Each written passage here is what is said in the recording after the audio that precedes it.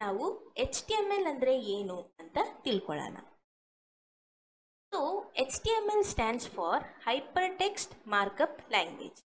Okay, so ಈ HTML ಅನ್ನು ಯಾಕೆ ಯೂಸ್ ಮಾಡ್ತೀವಿ ಅಂದರೆ ವೆಬ್ ಪೇಜಸನ್ನು ಕ್ರಿಯೇಟ್ ಮಾಡಲಿಕ್ಕೆ ನಾವು ಯೂಸ್ ಮಾಡುವಂಥದ್ದು. ಓಕೆ, ಸೊ ಈ HTML ಒಂದು ವೆಬ್ ಪೇಜಿನ ಸ್ಟ್ರಕ್ಚರನ್ನು ಡಿಸ್ಕ್ರೈಬ್ ಮಾಡುತ್ತೆ. ಸೊ ಹಾಗಿದ್ರೆ ಈ HTML ಅಲ್ಲಿ ಏನಿರುತ್ತೆ? HTML ಅಲ್ಲಿ ಸೀರೀಸ್ ಆಫ್ ಎಲಿಮೆಂಟ್ಸ್ಗಳಿರುತ್ತೆ. ಓಕೆ, ಸೊ ಈ ಎಲಿಮೆಂಟ್ಸ್ಗಳು ಏನು ಮಾಡುತ್ತೆ ಅಂದರೆ ನಾವು ಬರೆದಂತಹ ಕಂಟೆಂಟ್, ನಮ್ಮ ಫೈಲಲ್ಲಿ ನಾವು ಬರೆದಂತಹ ಕಂಟೆಂಟ್ ಬ್ರೌಸರಲ್ಲಿ ಹೇಗೆ ಡಿಸ್ಪ್ಲೇ ಆಗಬೇಕು ಅಂತ ಈ HTML ಎಲಿಮೆಂಟ್ಸ್ ಬ್ರೌಸರಿಗೆ ಹೇಳ್ಕೊಡುತ್ತೆ. ಓಕೆ, ಸೊ ಹಾಗಿದ್ರೆ ಈ HTML ಎಲಿಮೆಂಟ್ಸ್ ನೋಡೋಕ್ಕೆ ಹೇಗಿರುತ್ತೆ, ಅದರ ಸಿಂಟ್ಯಾಕ್ಸ್ ಏನು ಅಂದರೆ, ಸೊ ಒಂದು ಎಲಿಮೆಂಟ್ ಆ್ಯಂಗಲ್ ಬ್ರ್ಯಾಕೆಟ್ ಒಳಗೆ ಬರೆಯುವಂಥದ್ದು. So open close angle bracket ಒಳಗೆ ಎಲಿಮೆಂಟ್ಸನ್ನು ಬರೆದಿರ್ತಾರೆ. ಓಕೆ, ಸೊ ಇಲ್ಲಿ ಎರಡು ಟೈಪಿನ ಟ್ಯಾಗ್ಸ್ಗಳಿರುತ್ತೆ. ಓಕೆ, ಸೊ ಒಂದು ಪೇರ್ಡ್ ಟ್ಯಾಗ್, ಇನ್ನೊಂದು ಅನ್ಪೇರ್ಡ್ ಟ್ಯಾಗ್ ಅಂತ ಹೇಳ್ತೀವಿ. ಸೊ ಈ ಪೇರ್ಡ್ ಟ್ಯಾಗ್ ಅಂದರೆ ಈ ಟ್ಯಾಗಲ್ಲಿ opening tag and closing tag ಅಂತ ಇರುತ್ತೆ. ಓಕೆ, ಸೊ ಇಲ್ಲಿ ನೀವು ಫಾರ್ ಎಕ್ಸಾಂಪಲ್ ಇಲ್ಲಿ ನೋಡ್ತಾ ಇರ್ಬೋದು, ಇಲ್ಲಿ H1 ಟ್ಯಾಗನ್ನು ನಾವು ಬರೆದಿದ್ದೀವಿ ಅಲ್ವಾ. ಸೊ ಇಲ್ಲಿ ಇದು ನಮ್ಮ ಓಪನಿಂಗ್ ಟ್ಯಾಗ್, ಇದು H1ನ ಕ್ಲೋಸಿಂಗ್ ಟ್ಯಾಗ್. ಓಕೆ, ಸೊ ಈ ಎರಡು ಟ್ಯಾಗಿನ ಮಧ್ಯ ನೀವು ನಿಮಗೆ ಬೇಕಾದಂತಹ ಟೆಕ್ಸ್ಟನ್ನು ಬರಿಬೋದು. ಓಕೆ, ಸೊ ಅದೇ ಥರ ಇಲ್ಲಿ P ಟ್ಯಾಗ್ ಅಂತಲೂ ಕೊಟ್ಟಿದ್ದೀವಿ, ಇದು ಪ್ಯಾರಾಗ್ರಾಫ್ ಟ್ಯಾಗ್. ಓಕೆ, ಸೊ ಇದು opening tag and this is closing tag. Okay, so next unpaired tag. Unpaired tag ಅಂದರೆ ಇದು ಸಿಂಗ್ಯುಲರ್ ಟ್ಯಾಗ್ ಆಗಿರುತ್ತೆ. ಸೊ ಇಲ್ಲಿ ಓಪನಿಂಗ್ ಟ್ಯಾಗ್ ಕ್ಲೋಸಿಂಗ್ ಟ್ಯಾಗ್ ಅಂತ ಇರಲ್ಲ, ಸೊ ಸಿಂಗಲ್ ಟ್ಯಾಗ್ ಆಗಿರುತ್ತೆ. ಫಾರ್ ಎಕ್ಸಾಂಪಲ್ ಇಲ್ಲಿ BR tag and HR tag.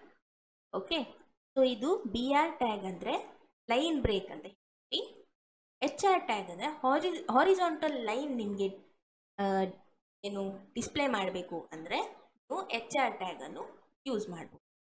Okay, so next ನಾವು ಒಂದು HTML ಫೈಲನ್ನು ಕ್ರಿಯೇಟ್ ಮಾಡಿ ಆ ಫೈಲಲ್ಲಿ HTML ಕೋಡನ್ನು ಬರೆದು ಅದನ್ನು ಬ್ರೌಸರಲ್ಲಿ ಹೇಗೆ ರನ್ ಮಾಡೋದು ಅಂತ ನೋಡೋಣ. ಓಕೆ,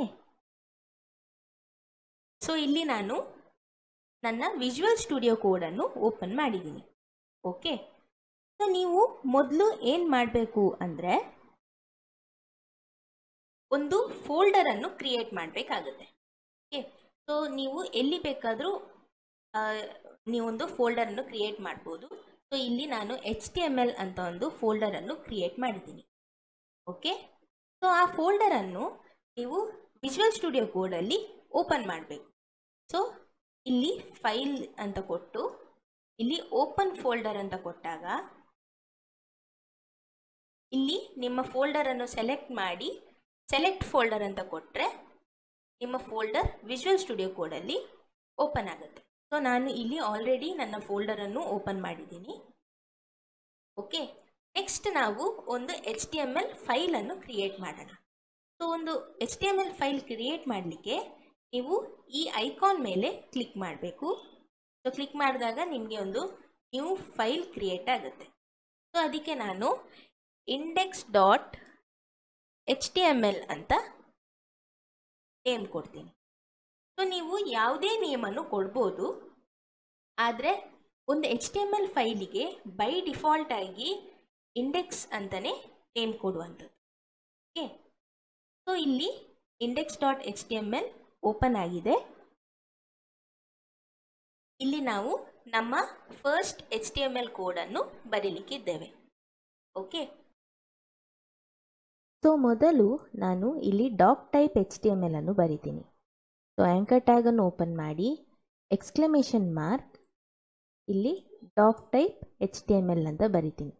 ಓಕೆ, ಸೊ ಇಲ್ಲಿ ಈ ಡಾಕ್ ಟೈಪ್ HTML ಯಾಕೆ ಬರಿಬೇಕು ಅಂದರೆ ಇದು ನಮ್ಮ ಬ್ರೌಸರಿಗೆ ಇದು ಯಾವ ಟೈಪಿನ ಡಾಕ್ಯುಮೆಂಟ್ ಅಂತ ಹೇಳುತ್ತೆ. ಓಕೆ, ಸೊ ನೆಕ್ಸ್ಟ್ ನಾನು HTML ಟ್ಯಾಗನ್ನು ಬರಿತೀನಿ. HTML. ಓಕೆ, ಸೊ ನೀವು ಯಾವುದೇ HTML ಎಲಿಮೆಂಟನ್ನು ಬರೆಯೋದಿದ್ರೂ ನೀವು ಈ HTML ಟ್ಯಾಗ್ ಒಳಗೆ ಬರಿಬೇಕಾಗತ್ತೆ. ಓಕೆ, ಸೊ ಈ HTML ಟ್ಯಾಗ್ ಒಳಗೆ ಮೇಯ್ನಾಗಿ 2 ಟ್ಯಾಗ್ ಇರುತ್ತೆ. ಅದು ಯಾವುದು ಅಂದರೆ, ಒಂದು ಹೆಡ್ ಟ್ಯಾಗ್, ಇನ್ನೊಂದು ಬಾಡಿ ಟ್ಯಾಗ್. ಓಕೆ, ಸೊ ಈ ಹೆಡ್ ಟ್ಯಾಗ್ ಒಳಗೆ ನಾವು ನಮ್ಮ ಮೆಟಾ ಟ್ಯಾಗ್, ಲಿಂಕ್ಸ್, ಟೈಟಲ್ ಈ ಥರದ್ದು ಟ್ಯಾಗ್ಸ್ಗಳನ್ನು ಬರಿತೀವಿ. ಸೊ ಈ ಹೆಡ್ ಟ್ಯಾಗಲ್ಲಿ ನಾವು ಏನೆಲ್ಲ ಬರಿತೀವೋ ಅದು ನಮ್ಮ ಬ್ರೌಸರ್ ಬಾಡಿಯಲ್ಲಿ ಡಿಸ್ಪ್ಲೇ ಆಗಲ್ಲ. ಓಕೆ, ಸೊ ನಾನಿಲ್ಲಿ ನಮ್ಮ ಈ ಫಸ್ಟ್ ವೆಬ್ಸೈಟಿಗೆ ಟೈಟಲನ್ನು ಕೊಡ್ತಾ ಇದ್ದೀನಿ. Okay, title. ಸೊ ಇಲ್ಲಿ ನಾನು ಮೈ ವೆಬ್ಸೈಟ್ ಅಂತ ಕೊಡ್ತೀನಿ. ಓಕೆ, ಸೊ ಇವಾಗ ನಾವು ಈ ಫೈಲನ್ನು ಬ್ರೌಸರಲ್ಲಿ ಹೇಗೆ ರನ್ ಮಾಡೋದು ಅಂತ ನೋಡೋಣ. ಸೊ ಮೊದಲು ಈ ಫೈಲನ್ನು ಸೇವ್ ಮಾಡಬೇಕಾಗತ್ತೆ. ಸೊ Ctrl+S ಅಂತ ಕೊಟ್ಟು ಕೂಡ ಸೇವ್ ಮಾಡ್ಬೋದು, ಅಥವಾ ಫೈಲಿಗೆ ಹೋಗಿ ಇಲ್ಲಿ ನೀವು ಸೇವ್ ಅಂತ ಕೊಡ್ಬೋದು. ಓಕೆ, ಸೊ ನಾವು ಇವಾಗ ಈ ಫೈಲನ್ನು ರನ್ ಮಾಡೋಣ. ಸೊ ನಿಮ್ಮ ಫೋಲ್ಡರನ್ನು ಓಪನ್ ಮಾಡಿದರೆ ನಿಮಗೆ index.html ಸಿಗುತ್ತೆ. ಸೊ ಇದನ್ನು ಕ್ಲಿಕ್ ಮಾಡಿದಾಗ ಈ ಫೈಲ್ ನಿಮ್ಮ ಬ್ರೌಸರಲ್ಲಿ ಓಪನ್ ಆಗುತ್ತೆ. ಸೊ ಅಥವಾ ನೀವು ರೈಟ್ ಕ್ಲಿಕ್ ಕೊಟ್ಟು ಓಪನ್ ವಿತ್ ಅಂತ ಕೊಟ್ಟು ಕೂಡ ಯಾವುದಾದ್ರೂ ಬೇರೆ ಬ್ರೌಸರಲ್ಲೂ ಕೂಡ ಓಪನ್ ಮಾಡ್ಬೋದು. ಓಕೆ, ಸೊ ಇಲ್ಲಿ ನಿಮ್ಮ ಬ್ರೌಸರ್ ಓಪನ್ ಆಯಿತು. ನೀವು ನೋಡ್ಬೋದು, ನೀವು ಬರೆದಂತಹ ಏನು ಟೈಟಲ್ ಬ್ರೌಸರ್ ಬಾಡಿಯಲ್ಲಿ ಎಲ್ಲಿಯೂ ಡಿಸ್ಪ್ಲೇ ಆಗ್ತಾ ಇಲ್ಲ. ಆದರೆ ನೀವು ಈ ಟ್ಯಾಬನ್ನು ಅಬ್ಸರ್ವ್ ಮಾಡಿದರೆ, ಸೊ ಮೈ ವೆಬ್ಸೈಟ್ ಅನ್ನೋದು ಈ ಟ್ಯಾಬಲ್ಲಿ ಬರ್ತಿದೆ. ಓಕೆ, ಸೊ ಟೈಟಲ್ ಯಾವತ್ತಿದ್ರೂ ಟ್ಯಾಬಲ್ಲಿ ಡಿಸ್ಪ್ಲೇ ಆಗುತ್ತೆ. ಓಕೆ, ಸೊ ನೆಕ್ಸ್ಟ್ ನಾವು ಬಾಡಿ ಟ್ಯಾಗ್ ಒಳಗೆ ಏನಾದರೂ ಬರೆಯೋಣ. ಸೊ ಈ ಬಾಡಿ ಟ್ಯಾಗಲ್ಲಿ ನಾವು ಏನೆಲ್ಲ ಬರಿತೀವೋ ಅದು ಬ್ರೌಸರ್ ಬಾಡಿಯಲ್ಲಿ ಡಿಸ್ಪ್ಲೇ ಆಗುತ್ತೆ. ಓಕೆ, ಸೊ ನಾನಿಲ್ಲಿ H1 ಟ್ಯಾಗನ್ನು ಯೂಸ್ ಮಾಡ್ತೀನಿ. ಸೊ ಈ H1 ಟ್ಯಾಗ್ ಬಗ್ಗೆ ಡಿಟೇಲ್ ಆಗಿ ನಮ್ಮ ಅಪ್ಕಮಿಂಗ್ ವಿಡಿಯೋಸಲ್ಲಿ ಹೇಳ್ತೀನಿ. ಓಕೆ, ಸೊ ಇಲ್ಲಿ ನಾನು ವೆಲ್ಕಮ್